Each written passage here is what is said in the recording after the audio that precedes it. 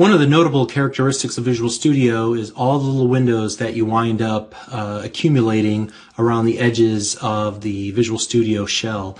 We already looked at the toolbox. We looked at the properties window over here on the right. We looked at the class viewer briefly in the Solution Explorer. We saw the output window pop up.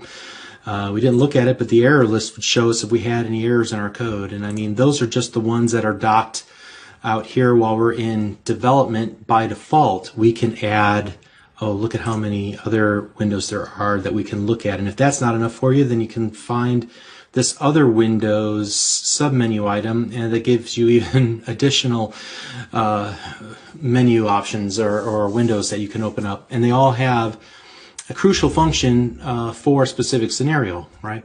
And then during debug mode, which I'll go ahead and run the application here, you can see that a different set of windows pops open. The locals and call stack, breakpoints, exception settings, command window, watch, autos, locals. And we'll talk about some of them later, but in different scenarios, different collections of windows open up. So what I want to do is talk about managing the windows. And we already looked at several ways to do this. We talked about the tabs already, but we're going to ignore that for the most part. I'll show you one or two little features. But I'm talking about all these little windows. We used the toolbox, right? And all I had to do is click on that word toolbox, and the window jettisoned out from the left side. And then I can just kind of click away and that window will disappear. If I need it to stay in position, I can turn off auto hide by using the little pin at the very top of the window. In fact, you'll see that that's a common characteristic on all of these little windows, right? And so when you turn off auto hide, you're really turning off auto hide for an entire section, this left side or this right side. Because if I were to turn that off and just keep turning them off, then they all go away and you've got a very clean surface, right? So that's one thing that you can do.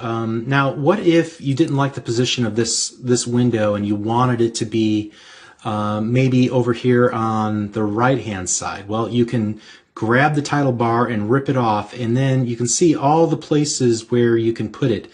And you can make it part of this group, or you can make it part of the bottom group or part of a top group, right? Or just make it in the main area. So again, you have like all these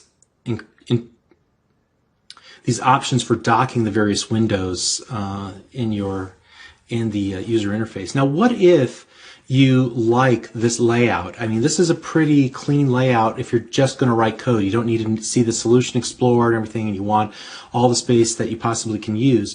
Well, you can save this layout. I'm going to go ahead and choose Window, Save Window Layout, and I'm going to call this Clean and click OK. And now I'm going to go ahead and pin down Solution Explorer in the Properties window like we've seen before.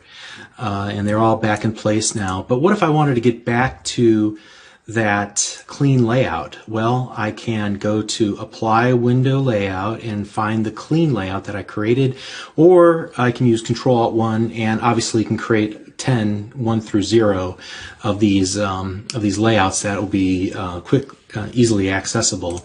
Also, if you forget to do that, Control-Alt-1 I believe is the right one. It asks, are you sure you want to do this? Yeah, right. And let's go back to Reset Window Layout. And I can always just hit Control-Q and type in the word clean, and it will find it. Window, Apply Layout Clean, and there we go. Okay. Now, since we're in the code window, I do want to show you one cool feature. If you have a long passage of code and you're trying to reference something here at the top and then maybe something way at the bottom, so you can remember the names of things or just remind yourself what you did, there's a way that you can make a single window into kind of a double paned window. So now this is the same file. You know, this is one file, but I've got two views of that same file here.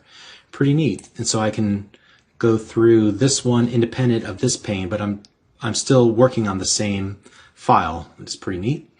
The other thing that's interesting that you can do is actually take files and add them to new vertical tab groups or horizontal tab groups. So as you can see here, I can put these and move that to that tab group, and now I have two tab groups. pretty cool. I can also do this with vertical tab groups if I would prefer that instead. That's pretty much all I wanted to show you for window management. The other thing that I want to show you just real briefly here is that there are a number of different toolbars depending on what situation or what the context is. When we're in debugging mode, the debug toolbar will become available. If I am looking at a web page as a tab inside of Visual Studio, this web browser toolbar will become available. At the very bottom, and unfortunately you can't, here, let me turn off my webcam here. At the very bottom of this, you can see that there is a customize option. And so you can choose which toolbars that you want to be available, and inside of a given toolbar, I can choose to dock the toolbar in a different place, like on the side, for example. I can also change the commands that are on a given toolbar by choosing the toolbar here. So here I'll pick the debug toolbar, and then I can add commands from the list of all commands that are available to that toolbar. Now, I'm not going to do that because I really don't want to make that kind of a modification in Visual Studio, but I just want to show you what's possible with the customization. All right, so that is all I wanted to talk about with regards to managing windows and then also customizing layout with toolbars. And we'll keep going in the next video. See you there. Thanks.